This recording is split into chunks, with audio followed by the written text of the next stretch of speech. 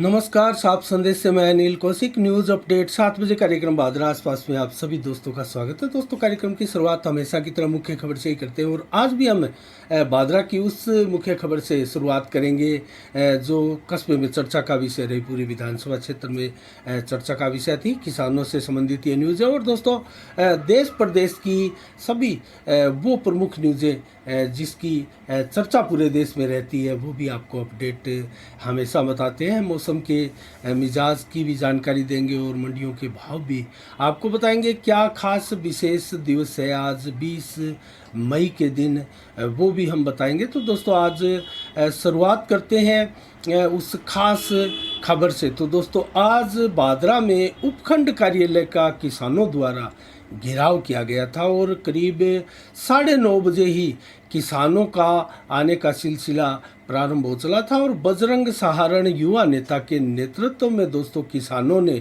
आज बहुत बड़ी संख्या में ये धरना प्रदर्शन किया और 3-4 घंटे तक किसान एसडीएम कार्यालय के आगे दोस्तों बैठे रहे, डटे रहे और नारे लगाते रहे राजस्थान सरकार के खिलाफ और वर्तमान विधायक बलवान पूनिया के खिलाफ। दोस्तों, विस्तार से हम बात करें तो ये जो धरना प्रदर्शन और आज उपखंड का घेराव कार्यक्रम किया गया था, वो इसलिए किया गया था कि 2020-21 का रबी फसल का जो बीमा क्लेम बकाया है दोस्तों 8 महीने से कहीं अधिक हो चला है और ये बकाया अभी तक नहीं आ पाया। और इसमें ये जो बीमा कंपनियां कहीं ना कहीं कोई फॉल्ट बता के, टेक्निकल पॉइंट बता के इसको लटकाने भटकाने का प्रयास कर रही है और इसको लेकर बार बार क्षेत्र के किसानों ने अलग अलग भाजपा के किसान मोर्चे द्वारा, कांग्रेस के किसान मोर्चे द्वारा और बजरंग सहारण जैसे जो अन्य राजनीतिज्ञ हैं जो किसी कांग्रेस भाजपा से बिलोंग नहीं करते हैं, उनके द्वारा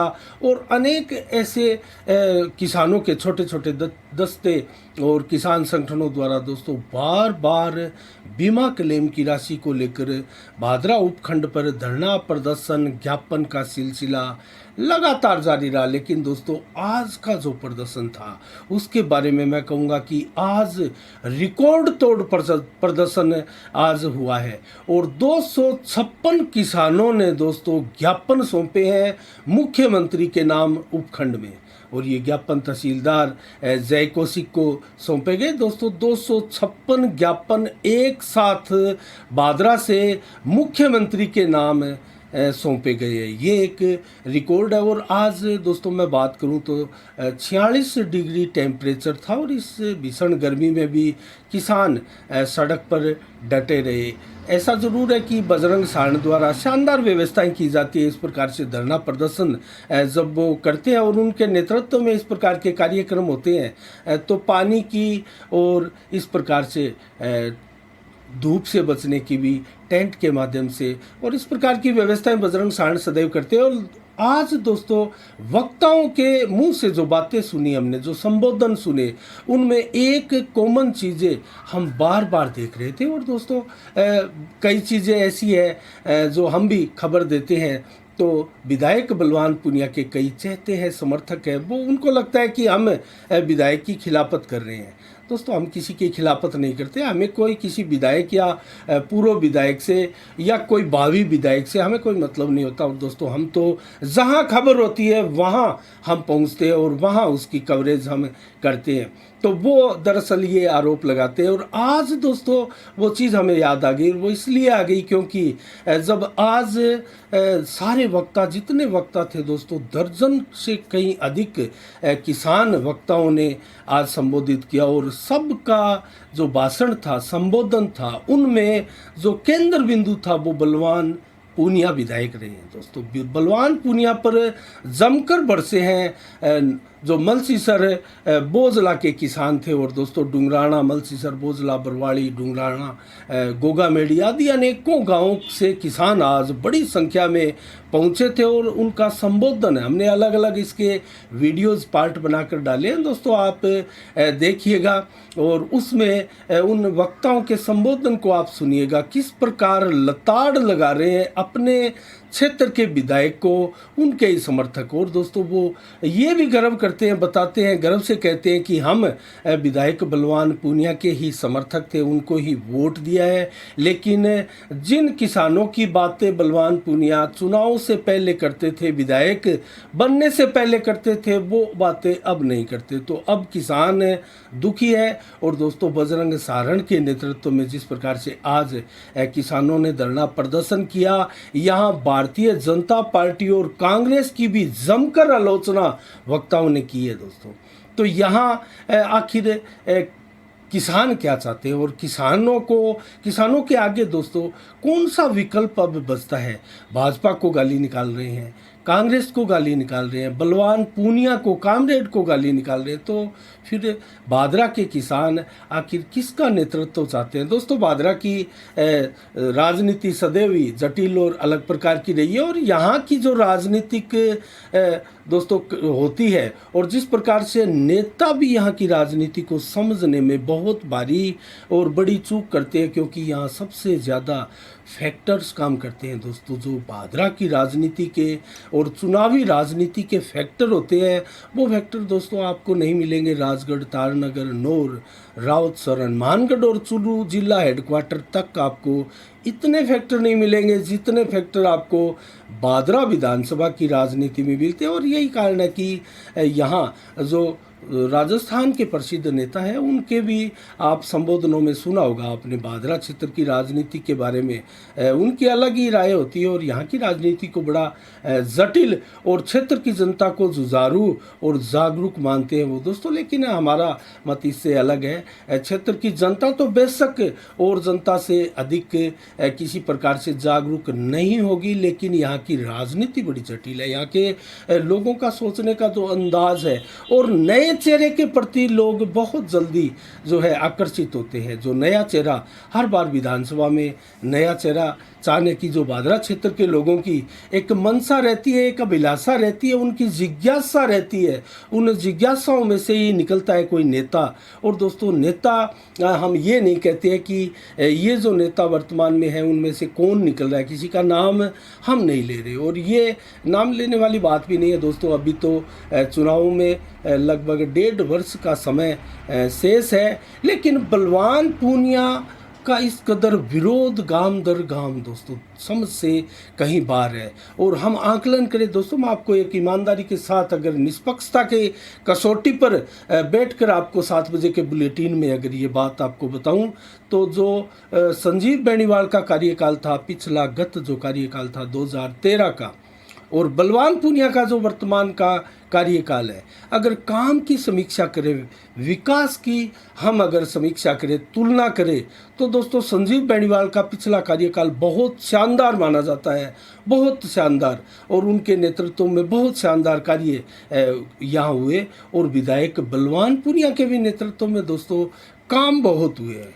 और उनके अगर कंपैरिजन करें तो उनसे कहीं कम काम बलवान पूनिया ने नहीं करवाए हैं। अगर संजीव बेनीवाल का पिछला आप कार्यकाल देखें, और बहुत बढ़िया कार्यकाल उनका माना जा रहा है, लेकिन उसके बावजूद दोस्तों बलवान पूनिया के प्रति क्यों इतनी जल्दी लोग जो है वो एक अलग धारणा बनाकर बैठे हैं कि बलवान पूनिया किसान हितैषी अब नहीं रहे, मजदूर हितैषी अब नहीं रहे, कस्बे के व्यापारियों के हितैषी अब नहीं रहे। ऐसा क्यों?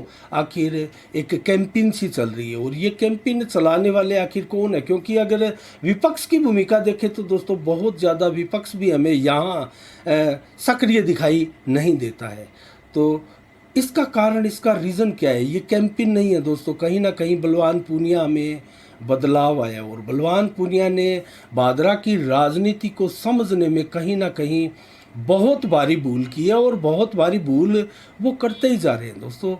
जब आज बजरंग सारण की एक स्पीच से, संबोधन से हम इसका अंदाज़ा लगा सकते हैं दोस्तों। बजरंग सारण ने आज बलवान पूनिया की हर एक पिछले 1.5-2 सालों से पोस्ट को और कॉपी निकाल के उसकी जो फेसबुक वाल से अपने पेज से बलवान पूनिया जो पोस्ट करते हैं और क्षेत्र के लोगों को चीज़ें बताते हैं कि आज बीमा की पहली किस्त आ गई है और आज हमने ये किया है और कल हम ये बोले और कल ये किया। तो इस प्रकार की वो सारी की सारी पोस्टें कॉपी निकाल कर दोस्तों उनके हाथ में थी और एक एक पोस्ट को जनता के बीच में दिखाते हुए उन्होंने बलवान पूनिया की सारी पोस्टों पर लगभग प्राय जो निकाल के लाए थे। इसके अलावा भी अनेक पोस्टें होगी जो सही होगी वो छोड़ दी होगी, ऐसा हम ये नहीं कहते कि सारी की सारी उन पोस्टों की कॉपी करके आज बजरंग सारण मीटिंग में आए थे, लेकिन उन कम से कम दर्जन भर पोस्टों की कॉपी निकाल कर वो लाए थे और वो पढ़कर सुनाए कि ये बलवान पूनिया ने कहा और इसके विपरीत ये हुआ, ये काम नहीं हुआ। और यहाँ सरासर झूठ बलवान पूनिया द्वारा इस विधानसभा क्षेत्र के लोगों से बोला गया, चाहे वो बीमे का पर्सन हो, चाहे वो अन्य क्षेत्रों का सवाल हो। एक एक चीज़ को पढ़कर बलवान पूनिया के झूठ की पोल आज बजरंग सारण ने खोली। तो दोस्तों इससे भी अंदाज़ा लगा सकते हैं कि बलवान पूनिया कहीं ना कहीं चूक करते हैं और हर चीज़ को लाइव आकर या एक पोस्ट डालकर फेसबुक में ये मानते हैं, ये चलते हैं कि अब ये काम मैंने कर दिया और ये पूरी तहसील में लोगों के पास पहुंच जाएगा और लोग इससे मुझे दाद देंगे कि ये बहुत ही काम वाला विधायक है और बहुत ही मेहनती और संघर्षशील विधायक हमने चुना है। तो दोस्तों ऐसी बात नहीं है। बलवान पूनिया बहुत संघर्षशील विधायक है, बहुत मेहनत करके 20 वर्षों की मेहनत करके क्षेत्र के विधायक बने हैं, लेकिन बलवान पूनिया बहुत बारी चूक करते जा रहे हैं। और दोस्तों अब शेष बचा जो समय है 1.25 साल का या 1.5 साल का आप मान लीजिए, इस वर्ष के दिसंबर के बाद में चुनावी प्रक्रिया प्रारंभ हो जाएगी, क्योंकि अगला साल चुनावी साल है।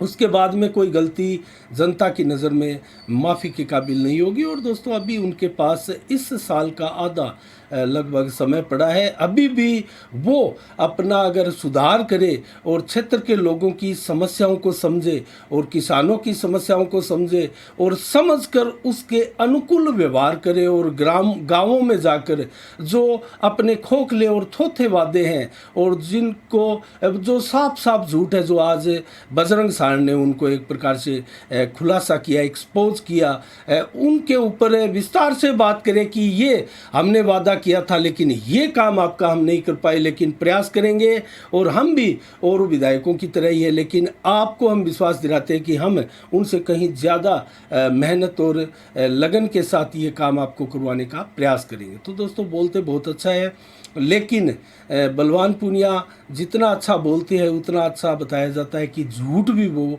बहुत साफ सफाई से बोल जाते हैं।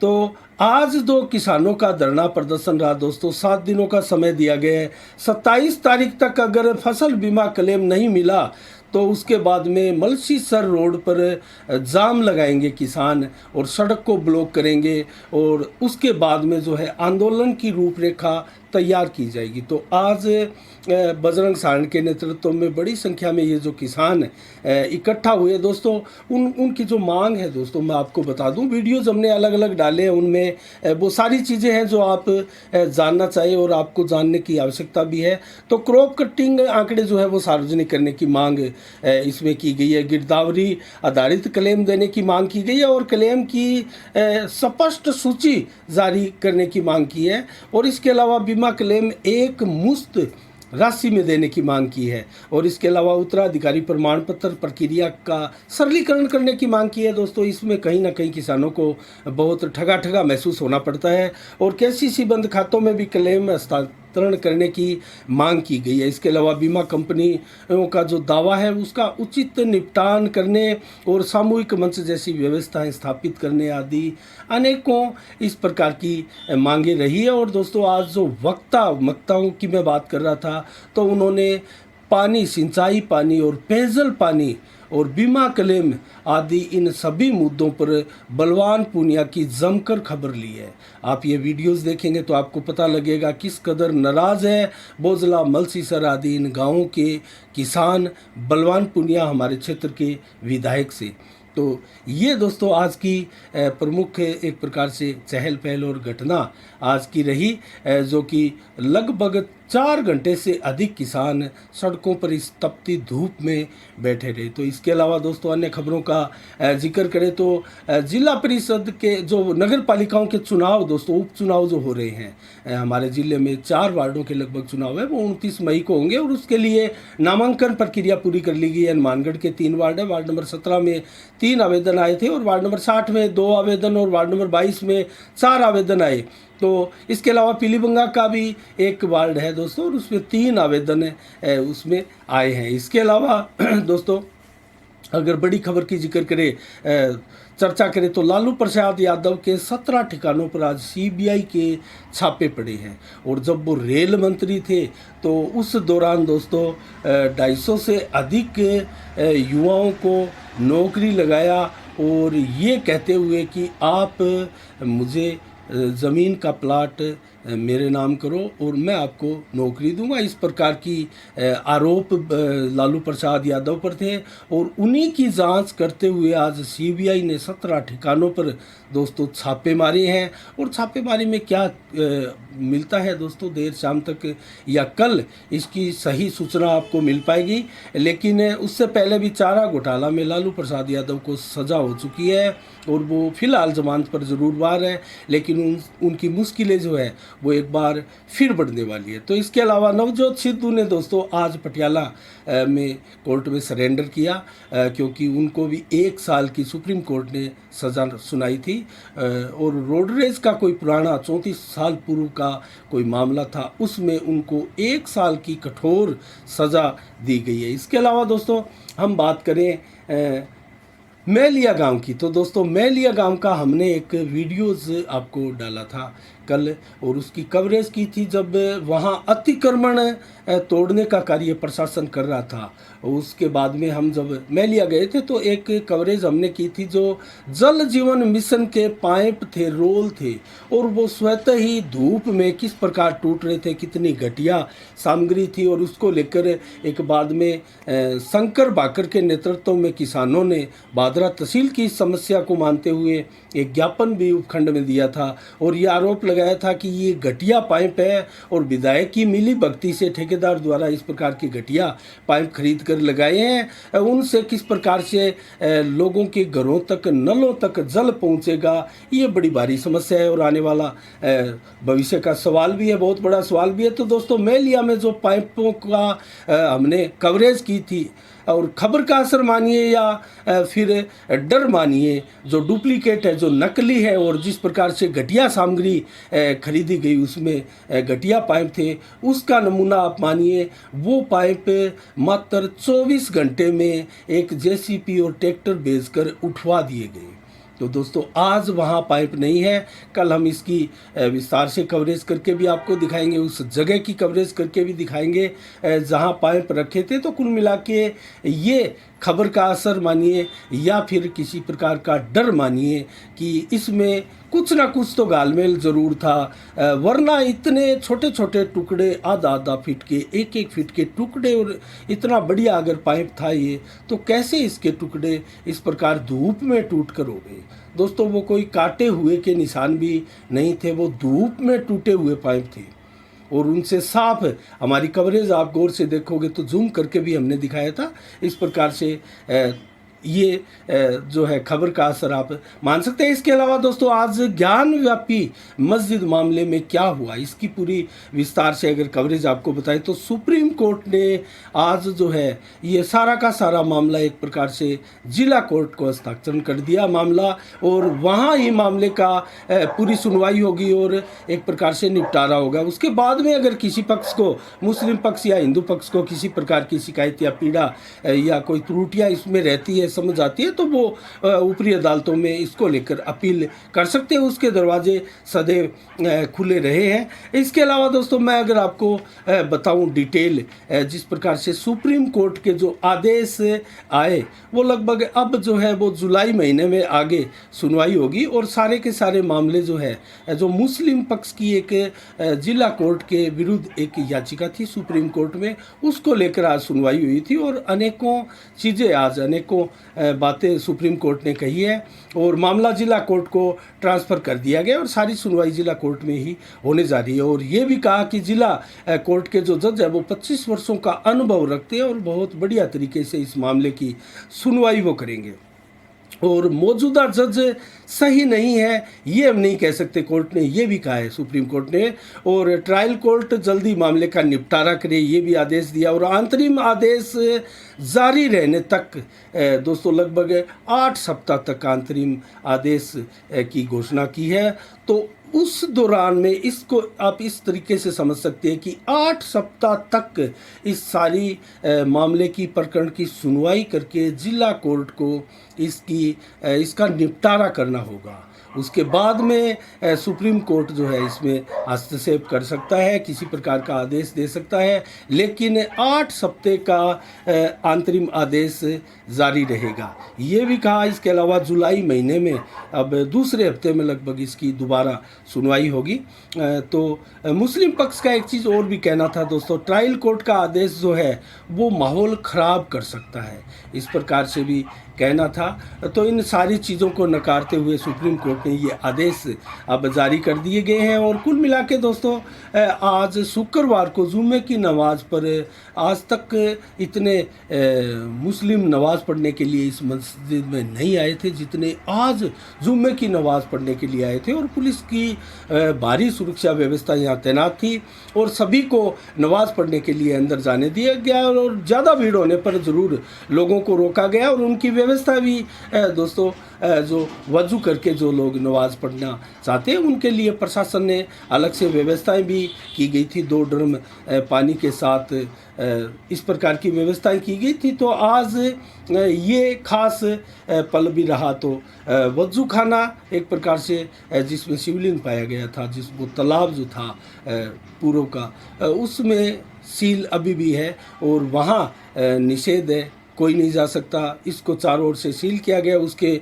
आसपास जो है वो सुरक्षाकर्मी तैनात है। तो कुल मिला के दोस्तों ये मामला अभी निपटा नहीं है, अभी कुछ दिन और जारी रहेगा और संभवतः जुलाई माह में इसका कोई अंतिम फैसला आ सकता है। तो इस प्रकार से जो है ज्ञानव्यापी का प्रकरण जो है वो लगातार जारी है। और अगले वर्ष दोस्तों 2023 में अध्यापक लेवल 1 और लेवल 2 की परीक्षाएं जो तृतीय श्रेणी शिक्षक भर्ती है उसकी भर्ती होने जा रही है। और इसको लेकर राजस्थान कर्मचारी चयन बोर्ड ने दोस्तों सूचना भी जारी किया और रीट परीक्षा भी 23 और 24 जुलाई को जो इस वक्त होनी है, उसके बाद में लगभग 46,500 पदों पर तृतीय श्रेणी शिक्षकों की ये भर्ती होने जा रही है। तो विद्यार्थियों के लिए ये बहुत अच्छी खबर है और जल्दी आप इस तैयारी में जुट जाइएगा। और दोस्तों अभी वर्तमान में जो कांस्टेबल भर्ती परीक्षा हुई थी उसमें भी पेपर लीक की घटना हुई थी और पहले भी रीट की परीक्षा में भी पेपर लीक की घटना हुई थी। ऐसी घटना भविष्य में ना हो इसके लिए सरकारों को जो है बहुत ही सावधानी से और बढ़िया तरीके से कार्य भी करना चाहिए। इसके अलावा दोस्तों अब आज हम जिक्र करते हैं आज 20 मई को क्या खास दिन है। तो 1900 में हिंदी के सुप्रसिद्ध कवि सुमित्रा नंदन पंत का आज ही के दिन दोस्तों जन्म हुआ था। और इसके अलावा 1972 में ब्रजभाषा के प्रसिद्ध माने जाने वाले कवि गया प्रसाद शुक्ल जिनको सनई के नाम से भी संबोधित करते हैं उनका आज के दिन निधन हुआ था। इसके अलावा भारत के गर्म दल के नेता माने जाने वाले क्रांतिकारी विचारों के जन्म विपिन चंद्र पाल का आज ही के दिन निधन हुआ था 20 मई को। और इसके अलावा दोस्तों भादरा क्षेत्र की बात करें तो सीताराम जी, स्वर्गीय सीताराम जी की धर्मपत्नी सीताराम शर्मा है, उनकी धर्मपत्नी का आज स्वर्गवास हो गया और उनका आज जो है अंतिम संस्कार देर शाम को किया गया। और श्याम कॉलोनी वार्ड नंबर 19 के ये निवासी थे। इसके अलावा दोस्तों मैं आपको इनकी जानकारी बताऊं तो कालू शर्मा जो लाइट वाले हैं दोस्तों उनकी ताई जी है और लीलू शर्मा लाइट वाले हैं जो उनकी ये माता जी थी, उनका आज देहांत हुआ है। इसके अलावा दोस्तों आज तहसीलदार जय कौशिक जो कि धरना प्रदर्शन चल रहा था बजरंग सारण का, तो उसमें लेट आने का कारण क्योंकि उनकी बातें हो गई थी तो इसलिए वो लेट आए थे। और धरना किसानों को लंबा समय चलाना पड़ा। और इसका एक रीज़न ये भी था कि आज तहसीलदार, जो कि बहुत शानदार प्रशासनिक अधिकारी दोस्तों भादरा क्षेत्र के माने जाते हैं, और जब से वो आए हैं क्षेत्र में उनको लेकर एक बहुत ही पॉजिटिव विचारधारा का संचार क्षेत्रवासियों के दिमाग में है, और उनके प्रति पॉजिटिव विचारधारा लोग अपनी बखान भी करते रहते हैं ऐसी विचारधारा का। और वो काबिल प्रशासनिक अधिकारी की आज 19वीं शादी की वर्षगांठ थी दोस्तों, इसीलिए आज वो व्यस्त थे। और धरना प्रदर्शन में जब वो ज्ञापन देने के लिए, धरना प्रदर्शन तो दोस्तों टेंट के साथ लगा दिया गया था, ऐसा लग रहा था कि ये लंबा आंदोलन रूपी धरना है और ये चलने वाला है। तो इसके बाद में जब जय कौशिक तहसीलदार आए तो उनको ज्ञापन भी सौंपा गया और इस प्रकार की बातें भी हुई, और 7 दिनों का अल्टीमेटम भी है जो बजरंग सारण के नेतृत्व में किसानों ने दिया। और ये भी कहा कि हम जो है मलसीसर में जाम लगा देंगे, चक्का जाम कर देंगे अगर 27 मई तक इस समस्या का समाधान नहीं हुआ, फसल बीमा क्लेम नहीं मिला तो आज के दिन ये भी विशेष रहा। और दोस्तों इसके अलावा प्रदीप गोयल जो परिंडे बांधकर करीब 200 परिंडों का टारगेट रखकर भादरा क्षेत्र में, पूरे क्षेत्र में स्कूल हो, कॉलेज हो और सरकारी कार्यालय हो दोस्तों, सभी सार्वजनिक जगहों में और पार्कों में जो वृक्ष पेड़ है उन पर परिंडे बांधकर जो है पक्षियों को एक नया जीवन दान और उनका एक संरक्षण का अभियान जो है वो चलाए हुए हैं। तो उनसे भी हमने एक साक्षात्कार किया है, कल ज़रूर आप साफ संदेश के इस चैनल के ऊपर देख सकते हैं। बहुत ही शानदार उनके साथ हमारी बातें हुई थी। इसके अलावा दोस्तों अब आपको जल्दी से बता देते हैं मौसम का मिजाज और मंडियों के भाव। तो भादरा से शुरुआत करते हैं। सरसों के भाव भादरा में आज 4340 रहे, नौर में मोट के भाव 7100 और सरसों के भाव 6500, ग्वार के भाव 5590, जबकि चना के भाव 4620 और अरंडी के भाव 7311 रहे और गेहूं के भाव 2206 रुपये रहे और जौ के भाव 2520 रुपये नौर में रहे। संगरिया मंडी में सरसों 6495, जौ के भाव 2830, जबकि गेहूं के भाव 2090 और ग्वार के भाव 5875 रुपये प्रति कुंटल रही। और केसरी शिवपुर मंडी में जो सरसों के भाव है वो 6571 रहे और जौ के भाव 2841, गेहूं के भाव 2200 और चना के भाव 4595 रहे, जबकि सरसा मंडी में नरमा 13400, गेहूं के भाव 2020, आदमपुर मंडी में नरमा 13499, जबकि फतेहाबाद मंडी में नरमा 12700 रुपये प्रति कुंटल बिका है और एलनाबाद मंडी में नरमा बिका है 12500, जबकि ग्वार बिका है 5450, सरसों बिकी है 6700, चना बिके 4570 रुपये प्रति कुंटल, गेहूं बिकी है 2080, तारामीरा बिका है 5300 रुपये प्रति कुंटल, जबकि अरंडी के भाव यहाँ मैक्सिमम रहे 6700 रुपये और मूंगफली के भाव 5298 रुपये प्रति कुंटल रहे। तो ये रहे दोस्तों मंडियों के भाव। मौसम का मिजाज अगर आपको बताएं तो 20 मई को आज 46 डिग्री टेम्परेचर अधिकतम रहा दोस्तों। तेज़ हवाएं आज चल रही थी और इससे भी कहीं तेज़ हवाएं कल आपको देखने को मिलेगी दोस्तों। 40 किलोमीटर की रफ्तार से भी कल आपको तेज़ हवाएं देखने को मिलेगी और 60 किलोमीटर की रफ्तार से कहीं अधिक के झोंके भी आपको कल महसूस हो सकते हैं। और आज जब देर शाम को आपने बादलों का अंबार देखा आसमान में, वो कुछ परिवर्तनशील मेघ जरूर थे, लेकिन बरसात की आशंका अभी भी मौसम विभाग द्वारा व्यक्त नहीं की गई और किसी प्रकार का चक्रवात बनता हुआ 1-2 दिन में दिखाई नहीं दे रहा है। तो 94% बादल आज दिन भर लगभग छाए रहे और इसके अलावा कल जब दिन भर बादल कम रहेंगे लेकिन रात्रि को करीब 80% बादल जो है वो छाए रहेंगे। कल दिन में टेम्परेचर अगर बताएं तो दोस्तों 32 से 39 डिग्री टेम्परेचर दिन में रहेगा और 41 से 43 डिग्री टेम्परेचर दोपहर को। तो अधिकतम 43 डिग्री आज से 3 डिग्री कम कल रहेगा। तो कल गर्मी से राहत आपको ज़रूर मिलेगी और शाम को 35 से 42 डिग्री टेम्परेचर रहेगा। तो हवा ज़रूर कल तेज़ चलने वाली है और अगर चक्रवात बनता है तो 2 दिन बाद कहीं कोई बरसात या बूंदाबांदी की संभावना बन सकती है, लेकिन अभी मौसम विभाग की तरफ से इसकी भविष्यवाणी नहीं की गई है। तो आज के लिए शाम के 7 बजे में दोस्तों इतना ही। कल ठीक शाम 7 बजे फिर आपसे रूबरू होंगे नई खबरों के साथ, नई समीक्षा के साथ। तब तक के लिए दोस्तों आप अपना बहुत बहुत ख्याल रखिएगा। मुझे दीजिएगा इजाज़त। साफ संदेश से मैं अनिल कौशिक। नमस्कार। जय भारत, जय जय राजस्थान।